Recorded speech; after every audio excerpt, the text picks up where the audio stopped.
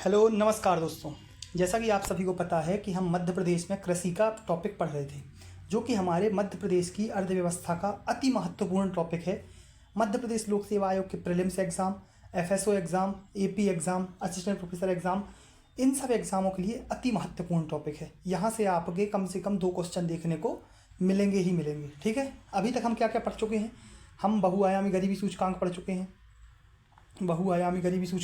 हैं, इसके अलावा और क्या पढ़ चुके हैं? हम एसडीजी पढ़ चुके हैं। एसडीजी के अलावा और हम क्या पढ़ चुके हैं भैया? ये 2 टॉपिक हो गए। कृषि वाला टॉपिक हमारा चल ही रहा है। आज लास्ट क्लास होगी इसकी। आज हमारी ये क्लास लास्ट होगी। मध्य प्रदेश की कृषि इस क्लास में हम समाप्त कर देंगे पूरी तरह से। ठीक है, इस क्लास को एमपीपीएससी मेंस वाले भी देख सकते हैं, जिसको डेटा अपडेट करना है। ठीक है, जिसको डेटा अपडेट करना है वो इस क्लास को ज़रूर देख सकता है। ठीक है, अब हम देखते हैं क्या। अब हम जो आज हमें पढ़ना है उस चीज़ को हम थोड़ा सा देख ले रहे हैं। ये हम सब पढ़ चुके थे, ये हम सब कुछ पढ़ चुके थे। अब आज हमें कहाँ से स्टार्ट करना है? आप देखें इस चीज़ में, ये सब पढ़ चुके थे। ये यहाँ तक हमने पढ़ लिया था। अब हमें स्टार्ट करना है कि प्रमुख बागवानी फसलों का उत्पादन, मतलब मध्य प्रदेश में जो बागवानी फसलें हैं, बागवानी फसलें मतलब जैसे सब्जी हो गया, फल हो गया, फूल हो गया, मसाला हो गया, तो हमने क्या किया है, इसका डेटा आर्थिक सर्वेक्षण से लिया गया है। आर्थिक सर्वेक्षण से, ठीक है, आर्थिक सर्वेक्षण से इसका डेटा अलग अलग करना थोड़ा मुश्किल था, इसलिए मैं उसकी लिस्ट ही ले आया हूँ भैया आर्थिक सर्वेक्षण की, कि आप इस चीज़ को कैसे देख पाओगे। उसमें से जिस लास्ट टाइम जो 2025 के प्रीलिम्स में क्वेश्चन आया, यहीं से क्वेश्चन आया था, वो भी आपको यहाँ पे हाईलाइट मैं कर दूंगा। ठीक है, अब देखो भैया, तो मसाला उत्पादन में, जो प्रमुख मसाला उत्पादन में हमारे मध्य प्रदेश में अगर देखें हम, तो 2023-24 में मसाला का कुल क्षेत्रफल और उत्पादन जो था वो 9.07 लाख हेक्टेयर था, और उत्पादन कितना था? 55.38 लाख मीट्रिक टन। लेकिन 2024 में अगर हम देखें, 2024 में बढ़ के कितना हो गया? 9.16 लाख हेक्टेयर। 9.16 लाख हेक्टेयर। थोड़ा अपडेट करना इस चीज़ को भैया। लास्ट टाइम आपने कुछ और पढ़ा होगा, इसको आर्थिक सर्वेक्षण से जो 2024-25 का आया है उसमें इसको अपडेट किया गया है। ठीक है, 9.07 था, 9.16 लाख हेक्टेयर हो गया। 55.38 मीट्रिक टन यहाँ पे उत्पादन हुआ करता था इसका। ठीक है, अभी कितना हो गया? 56.42 लाख मीट्रिक टन। ठीक है, अब यहाँ पे देखोगे कि मध्य प्रदेश में उत्पादित प्रमुख मसाले जो है हमारे यहाँ मध्य प्रदेश में कौन कौन से उत्पादित होते हैं। एक तो लाल मिर्च आपको देखने मिलेगी, लहसुन, धनिया और अदरक। ये यहाँ पे 4 मुख्य मसाले उत्पादित होते हैं हमारे मध्य प्रदेश में। कौन कौन? अगर आपसे मेंस में अगर आपसे पूछता है कि भैया प्रमुख मसाले उत्पादित फसलें कौन कौन सी हैं हमारे यहाँ, तो लाल मिर्च, लहसुन, धनिया, अदरक। ठीक है, पिछले 5 वर्षों में लाल मिर्च का औसत उत्पादन 3.04 लाख मीट्रिक टन था। कितना था? 3.04 लाख मीट्रिक टन। इसी तरह अदरक और लहसुन का आप देखोगे तो 5.57 लाख मीट्रिक टन किसका था? अदरक का, और 20.85 लाख मीट्रिक टन लहसुन का था। ठीक है, तो ये 3 आपको थोड़ा सा याद रखना है कि 3 लाल मिर्च का 3.04, अदरक का 5.57, लहसुन का 20.85। ठीक है, तो ये हमारी हो गए आज की प्रमुख मसालों का उत्पादन। मसालों को पढ़ लिया हमने। ठीक है, अब बढ़ते हैं हम आगे आप देखोगे प्रमुख सब्जियों का उत्पादन। प्रमुख सब्जियों का उत्पादन, ये टॉपिक इसलिए भी इंपॉर्टेंट हो जाता है कि जो मेंस में आपको बागवानी फसलें डायरेक्टली लिखी हुई दिखती हैं, तो आप इसमें लिख पाओगे। अगर डेटा अपडेट करोगे तो ये चीज़ें आप लिख पाओगे उसमें। ठीक है, अब सब्जियों के उत्पादन में आप देखोगे तो भैया जो पहले हुआ करता था 2023-24 में 12.62 लाख हेक्टेयर तो एरिया हुआ करता था, और 248.95 मीट्रिक टन पहले 2023-24 में मीट्रिक टन उत्पादन हुआ करता था। लेकिन जो 2024-25 में हो गया, ये भी बढ़कर 12.85 लाख हेक्टेयर इसका एरिया हो गया, और 254.49 लाख मीट्रिक टन इसका उत्पादन हो गया। कितना? 12.85 और 254.49 लाख मीट्रिक टन इसका उत्पादन हो गया। ठीक है, अब देखोगे भैया हमारे यहाँ उत्पादित सब्जियाँ कौन कौन सी हैं? मुख्यतः आलू, प्याज और टमाटर। आलू, प्याज और टमाटर। अब लास्ट टाइम यहीं से क्वेश्चन पूछ लिया था भैया कि सबसे ज़्यादा उत्पादकता कौन से सब्जी की है, सबसे ज़्यादा उत्पादकता, तो हम इसको अभी पूरी लिस्ट में पढ़ेंगे बाकायदा। ठीक है, उत्पादकता पूछा था, उत्पादन नहीं पूछा था। उत्पादन तो आप यहाँ पे देख लोगे, पिछले 5 वर्षों में आलू, प्याज और टमाटर का औसत उत्पादन 40.19, 52.15 और 33.73। तो उत्पादन अगर यहाँ पूछता तो आप बता देते भैया प्याज का उत्पादन सबसे अधिक है, 52.15 लाख मीट्रिक टन। फिर उसके बाद आलू आता है, फिर उसके बाद टमाटर आता है। लेकिन आपसे पूछी गई थी उत्पादकता। ठीक है, अब देखोगे आप प्रमुख फल का उत्पादन। फलों का उत्पादन में देखोगे आप तो भैया 2023-24 में जो हुआ करता था 4.6 लाख हेक्टेयर, 4.68 लाख हेक्टेयर जो 2023-24 में हुआ करता था, और 98.63 लाख मीट्रिक टन इसका उत्पादन हुआ करता था। वो 2024-25 के प्रथम अनुमान में 4.76 लाख हेक्टेयर हो गया, उत्पादन 100.56 लाख मीट्रिक टन हो गया। ठीक है, उत्पादन भी बढ़ा है और इसका एरिया भी बढ़ा है। ठीक है, उत्पादन भी बढ़ा है और एरिया भी बढ़ा है। तो ये चीज़ आपको याद रखना है। भैया कौन कौन से हमारे यहाँ फल उत्पादित हो रहे हैं आप देखोगे तो केला, आम और संतरा मुख्यतः तीन कौन कौन से, केला, आम और संतरा, मुख्यतः कौन कौन से, केला, आम और संतरा।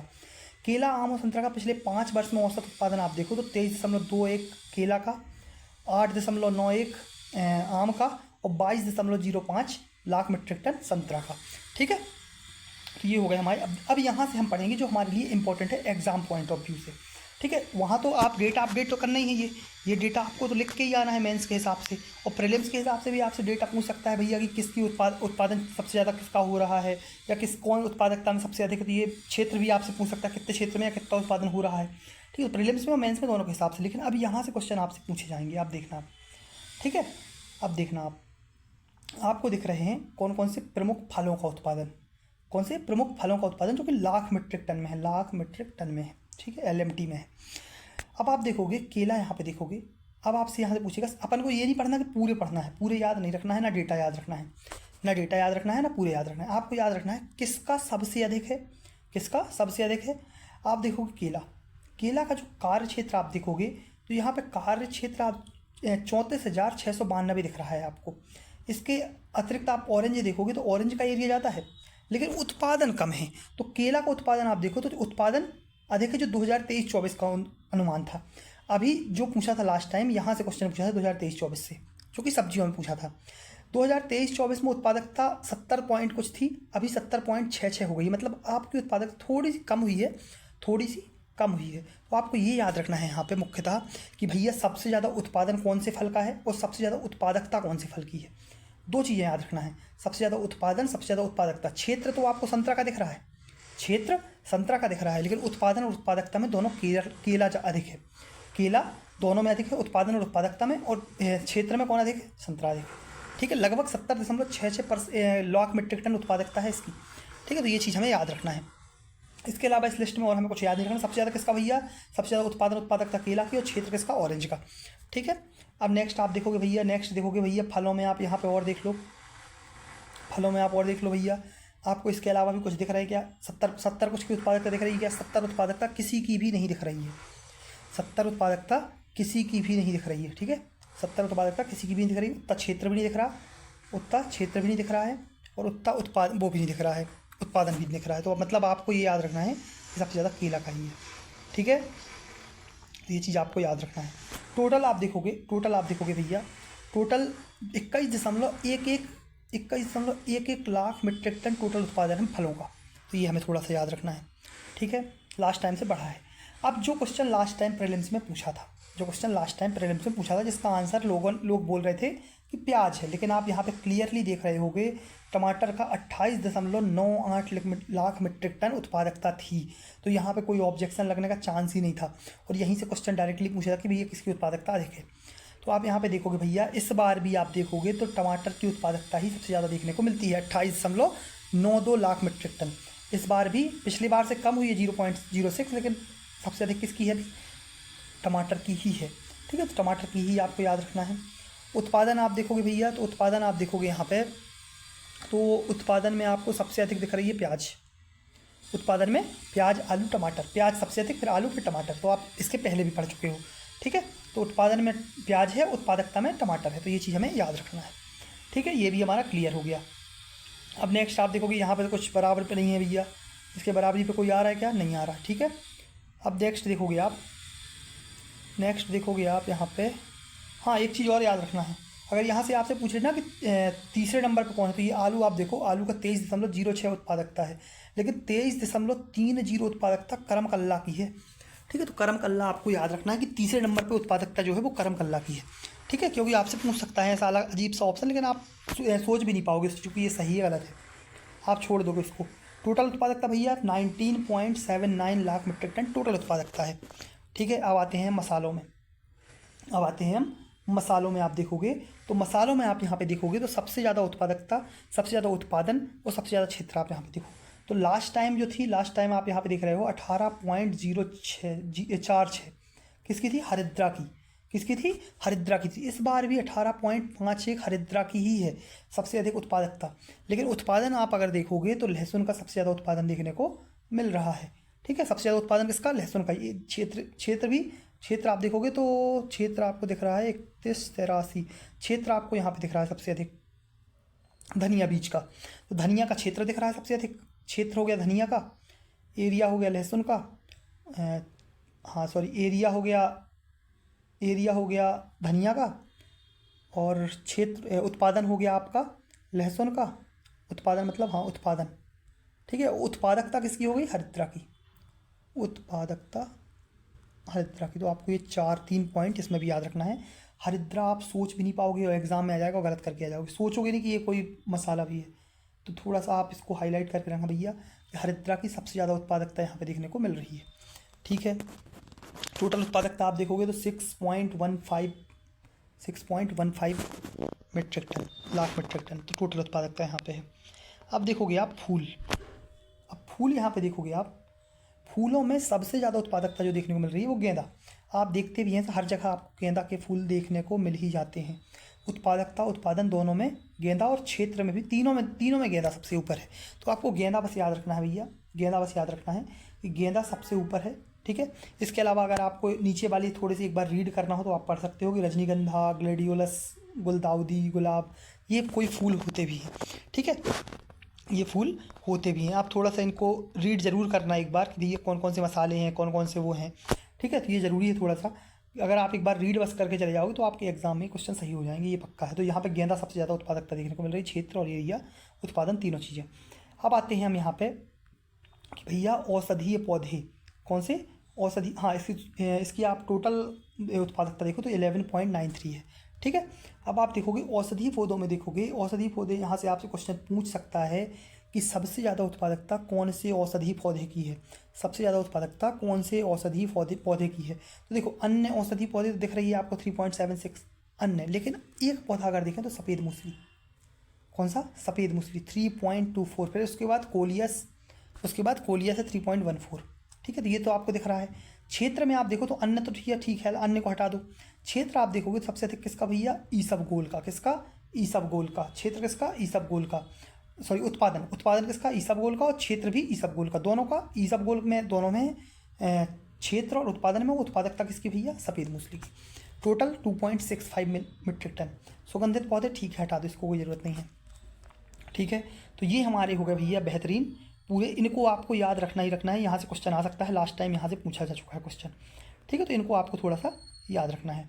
अब यहाँ पे आप देखोगे तो मैं बहुत सारी, देखो आर्थिक सर्वेक्षण में बहुत सारी योजनाएं दी हुई थी उठपटांग। मैं इसीलिए उनकी फ़ोटो ले आया कि अगर इंपॉर्टेंट होगी तो हम पढ़ लेंगे, नहीं होगी तो उसको छोड़ देंगे। उनकी फ़ोटो ही ले आया सीधे, मतलब आपको इसको फ़ोटो निकाल के ले आया, स्क्रीनशॉट ले आया कि भैया आपको ऐसा ना लगे कि छोड़ा हुआ है कुछ। ठीक है, तो अपन उस चीज़ को ले आए। इंपॉर्टेंट लगेगी तो पढ़ेंगे, नहीं लगेगी तो छोड़ देंगे। अब ऐसी पहली योजना आपको दिख रही है नरवाई प्रबंधन की कार्य योजना की, विशेष कार्य योजना। नरवाई प्रबंधन, नरवाई प्रबंधन क्या होता है कि भैया नरवाई जलाने की घटनाओं में कमी लाने के लिए विशेष कार्य योजना तैयार की गई। नरवाई जलाई जाती है, याद रखना, नरवाई जलाई जाती है, उसके लिए भैया इनने मतलब उससे मुक्त करने के लिए इनने कार्य योजना बनाई है। थोड़ा सा याद रखना, ज़रूरत नहीं है इसको याद रखने के लिए। अगर आपसे मेन से पूछा है तो आप ये सब चीज़ें डाल सकते हो। ठीक है, आप देखोगे दबाव सिंचाई प्रणाली के तहत सूक्ष्म सिंचाई योजना। तो अब दबाव सिंचाई प्रणाली जैसे अब ड्रिप होती है, ड्रिप सिंचाई होती है, स्प्रिंकलर सिंचाई होती है, ऐसी सिंचाई योजनाओं को मतलब विकसित करना इसका मुख्य उद्देश्य है।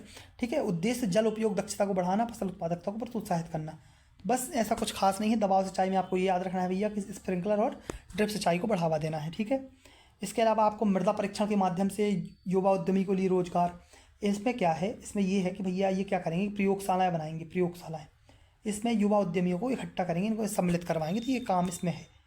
अब ये रानी दुर्गावती श्री अन्न प्रोत्साहन योजना, आप इसमें पढ़ते हो भैया, ये हमारे प्रीलिम्स में भी इस बार आई थी, प्रीलिम्स में भी ये योजना आई थी भैया। तो इस योजना के अंतर्गत कोदो, कुटकी, बाजरा की खरीद के लिए एक महासंघ का गठन किया जाएगा। ठीक, गया है मतलब जिसमें वर्तमान में 7 FPO मतलब किसान उत्पादक संगठन सम्मिलित हैं। सारा पोर्टल में दर्ज फसल क्षेत्र के आधार पर, आप कौन सा पोर्टल भैया? सारा पोर्टल। सारा पोर्टल में जो फसल क्षेत्र के आधार पे मतलब जो फसल क्षेत्र उसमें सबमिट किया गया है, तो किसानों को सीधे डायरेक्ट ट्रांसफ़र होगा। ठीक है, बैंक खातों में कितना ट्रांसफ़र होगा? 3900 रुपया प्रति हेक्टेयर। तो ये आपको याद रखना है थोड़ा सा, 39 रुपया प्रति हेक्टेयर।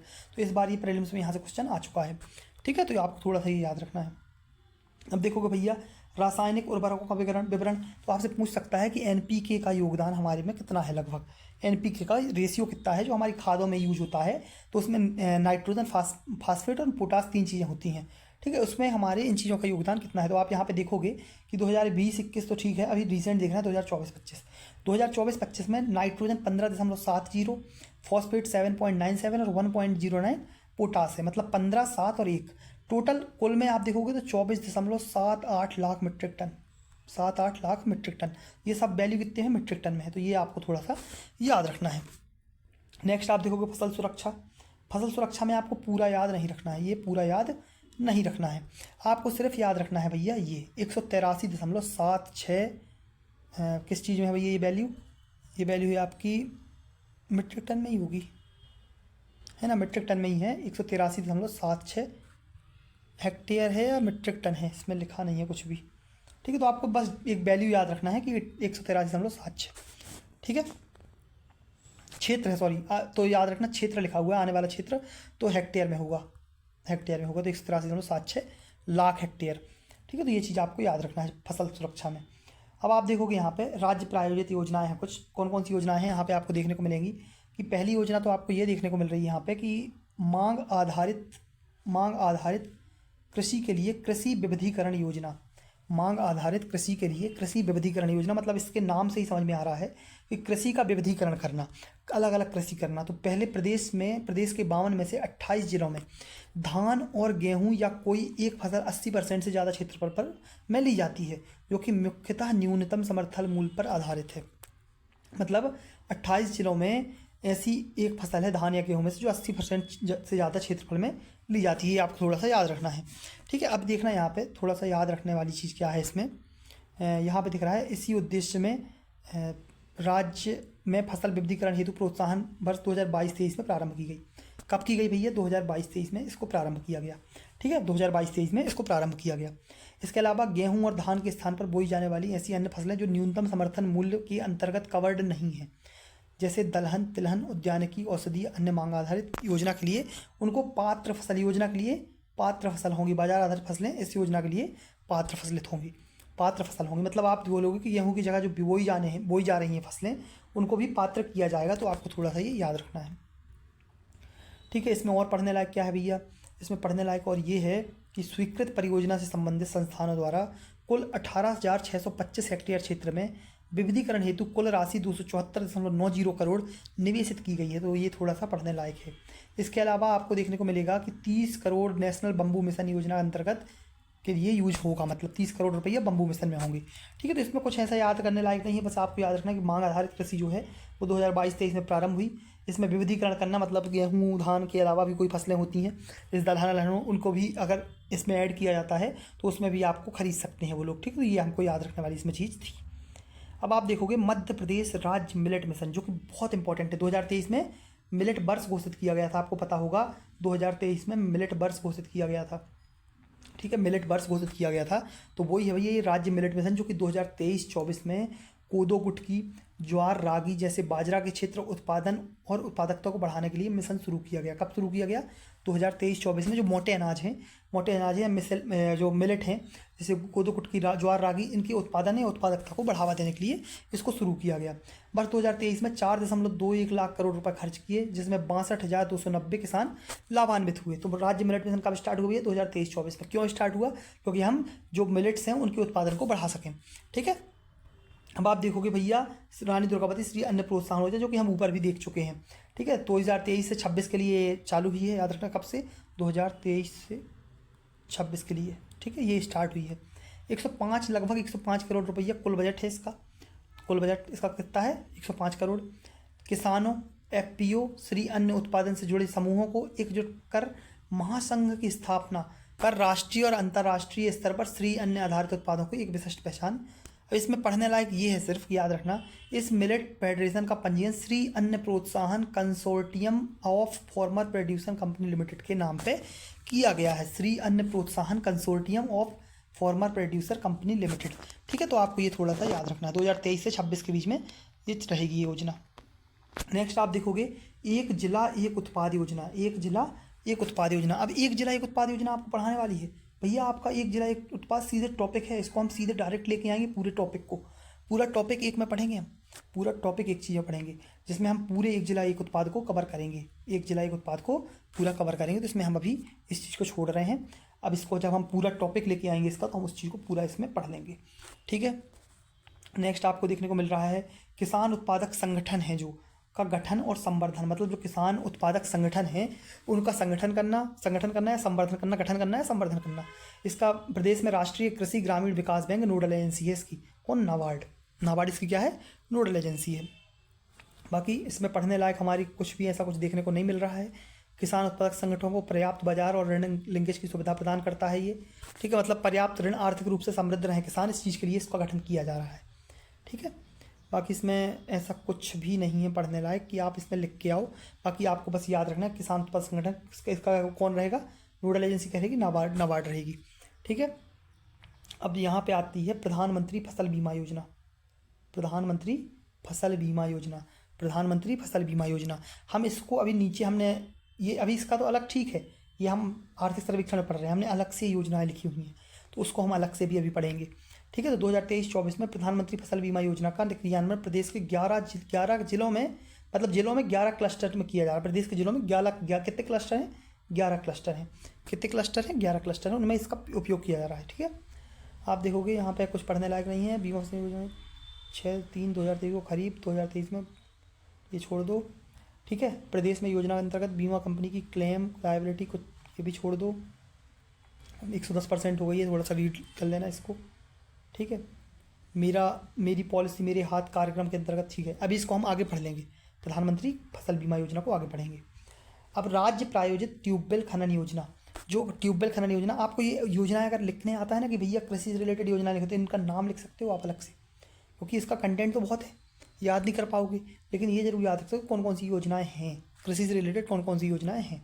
ठीक है, प्रधानमंत्री फसल बीमा योजना, इसमें पढ़ाने लायक मेरे हिसाब से कुछ नहीं है, इसको हम आगे पढ़ेंगे। अभी इसको हम आराम से ईयर्स वगैरह, ये सेम रिपीट हो गई शायद, ये रिपीट हो गई, सॉरी रिपीट हो गई है, ये रिपीट हो गई।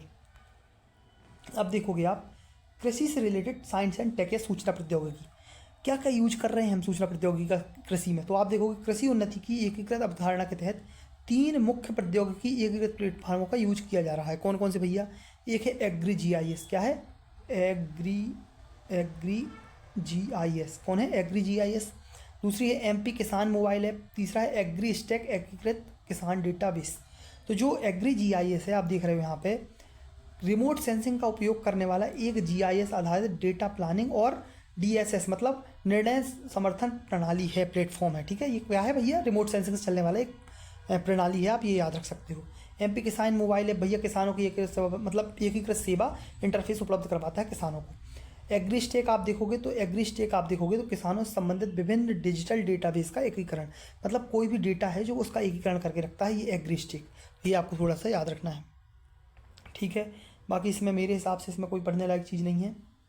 बाकी हाँ सॉरी, एग्री जो भारत सरकार का एग्री स्टेक कार्यक्रम मध्य प्रदेश में लागू किया गया है, ये याद रखना थोड़ा सा, मध्य प्रदेश में लागू किया गया है। अब एग्री GIS मैंने बता ही दिया भैया, एग्री GIS क्या होता है बताने की जरूरत नहीं है भैया, रिमोट सेंसिंग की मदद से हम यूज करेंगे एग्री GIS को। MP फार्म गेट ऐप बहुत इंपॉर्टेंट है, $3 लगा लो। MP फार्म गेट ऐप एक एंड्रॉयड आधारित एप्लीकेशन है, किसानों को अपने कृषि उपज को अपने घरों, खेतों या भंडारण स्थानों से अपनी कीमतों पर भौतिक रूप से मंडी में लाए बिना बेचने में सक्षम बनाता है। मतलब कोई भी चीज़ है, अगर कोई कृषि उपज है उसको हम बिना मंडी लाए में बेच सकते हैं इसकी मदद से, MP फार्म गेट की मदद से। ठीक है, विशेषताएं आप देखोगे यहाँ पे, मध्य प्रदेश भारत का एकमात्र ऐसा राज्य है जिसने इस तरह की व्यवस्था को लागू किया है, जो भारत सरकार से प्रशंसा अर्जित कर रहा है। एकमात्र राज्य है जिसने MP फार्म गेट को यूज किया है। किसान सुविधा वगैरह ठीक है। नेक्स्ट देखोगे आप फ्लाइंग स्क्वाड ऐप। कौन सा है भैया? Flying squad app. कौन सा ऐप है? Flying squad app. Flying squad app आप देखोगे तो क्यों है, क्या है, तो मध्य प्रदेश राज्य कृषि विपणन बोर्ड है जो, उसके द्वारा अवैध व्यापार पर नियंत्रण के लिए तथा गोदामों के निरीक्षण के लिए एंड्रॉयड बेस्ड एप्लीकेशन का विकास एनआईसी के सहयोग से, नेशनल इंफॉर्मेटिक्स सेंटर के सहयोग से, जिसमें मंडी अधिनियम की धारा 23 के तहत की जाने वाली कार्यवाही को एंड्रॉयड बेस्ड एप्लीकेशन पर रियल टाइम दर्ज किए जाने की व्यवस्था की गई है। याद रखना है कि भैया जो हमारे यहाँ धोखाधड़ी हो रही है, जो पैसे चोरी कर रहे हैं, मतलब जो मतलब एक हिसाब से बोलोगे तो अनाज चोरी कर रहे हैं, मतलब जो, ठीक है, गोदामों से, इन सब गोदामों का निरीक्षण करने के लिए, व्यापार पर नियंत्रण रखने के लिए, उसके लिए जो मंडी एक्ट है उसकी धारा 23 के तहत इस चीज़ को रियल टाइम मतलब रियल टाइम हमें जानकारी मिल सके, इसलिए उन्होंने फ्लाइंग स्क्वाड ऐप की गणना मतलब गठन किया है, बनाया है, ठीक है, याद रख सकते हो। उज्जैन, खंडवा, शाजापुर, हरदा मंडियों में उक्त एप्लीकेशन की पायलट टेस्टिंग 5/6/2023 से की जा रही है। टेस्टिंग पूर्णता की ओर है। एप्लीकेशन को संपूर्ण प्रदेश पर प्रवृत्त किया जा सकता है। कब से किया जा रहा है? 5/6/2023 से, ठीक है। तो ये आपने फ्लाइड ऐप पढ़ गया भैया। कौन सा? फ्लाउड app, flying squad app, flying squad app. अब आप जो देख रहे हो, मैंने बताया कि हमने कुछ अन्य योजनाएं बढ़िया लिख के लाए हैं कि कब स्टार्ट हुई, कब क्या है ये योजनाएं, तो आपको थोड़ा सा एक बार ज़रूर रीड करना है, क्योंकि भाई देखो आर्थिक सर्वेक्षण है, पूछ सकता है, इसलिए मैं इनको ले आया। लेकिन मुख्य योजनाएं ये हैं, मुख्य योजनाएं ये हैं। तो आप देखोगे मुख्यमंत्री कृषक समृद्धि योजना, मुख्यमंत्री कृषक समृद्धि योजना जो मुख्य योजना है, जो 2018 में शुरुआत हुई। कब हुई? 2018 में इसकी शुरुआत हुई। उद्देश्य है कृषि फसलों की उत्पादकता बढ़ाने के लिए कृषकों को प्रोत्साहित करना, फेयर एवरेज क्वालिटी गुणवत्ता उत्पादन को प्रोत्साहित करना, मतलब सीधी सीधी बात है, उत्पादकता बढ़ाना, कृषकों को प्रोत्साहित करना। कब आई हुई है? 2018 में आई। कब आई है? 2018 में आई है। तो ये हो गई पहली योजना। किसान कल्याण योजना 26 दिसंबर 2020। किसान कल्याण योजना कब? 26 दिसंबर 2020। तो ये हमें याद रखना है। पीएम किसान सम्मान निधि की तर्ज पर मध्य प्रदेश जो देती है, 2 किस्तों में 2-2 हज़ार रुपये देती है, टोटल 4,000 रुपये देती है, 2 किस्तों में 2-2 हज़ार रुपये, ठीक है।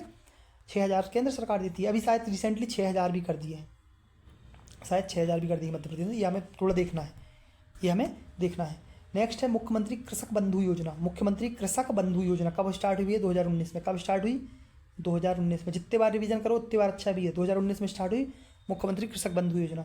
संचालन कृषि विभाग द्वारा किसानों को मुफ्त बीमा की सुविधा, मुफ्त बीमा की सुविधा देगा कृषि विभाग, ठीक है।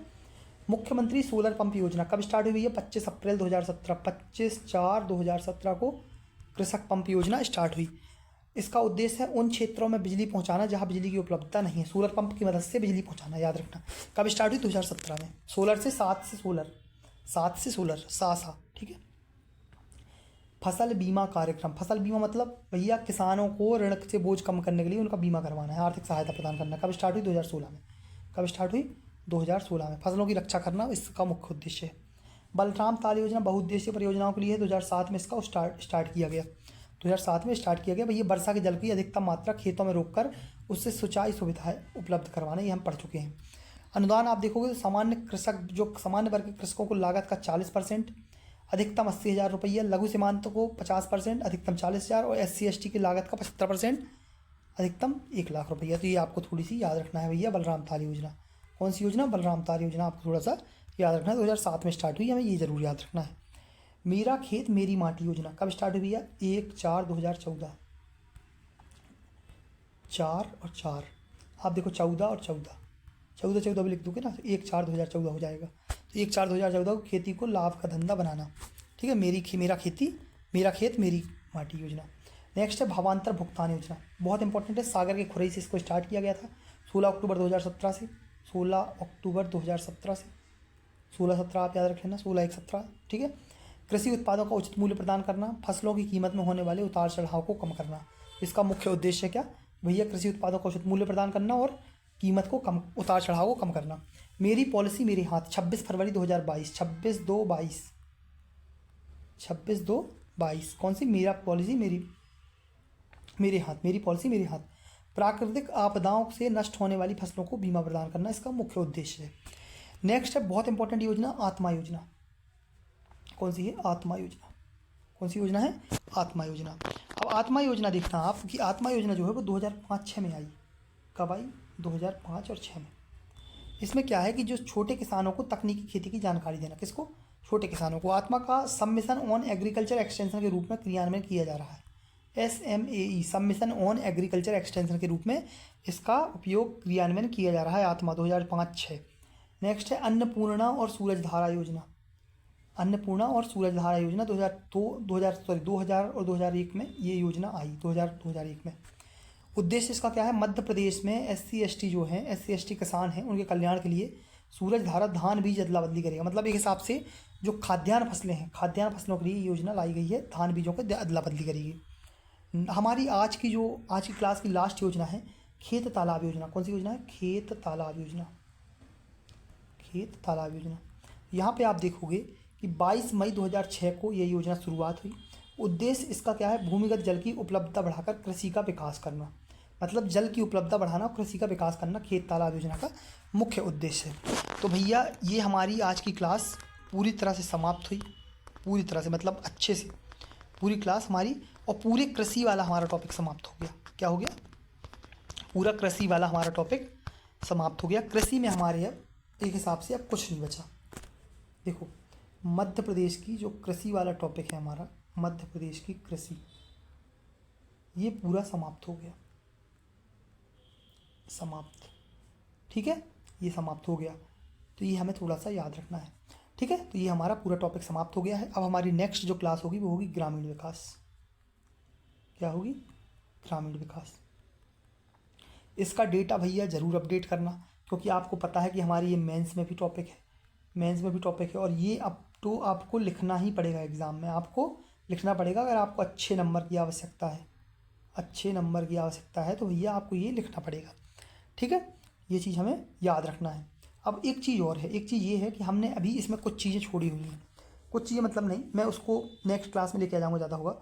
MP की किस फसल में क्या रैंक है, क्योंकि हम ये सब किस चीज़ें पढ़ते हैं? इंडिया की कृषि में, इसलिए इसको मैंने छोड़ दिया था। मैं इसको मैं पढ़ा दूंगा एक बार।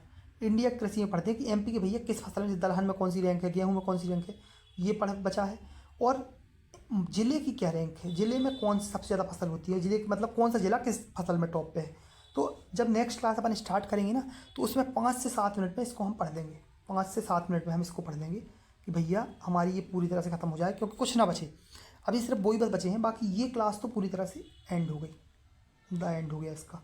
ठीक है, तो आज की क्लास के लिए धन्यवाद। अगर आपको क्लासेस पसंद आ रही हैं तो आप ज़रूर शेयर करें अपने दोस्तों तक, और सब्सक्राइब ज़रूर करें भैया। ठीक है, धन्यवाद।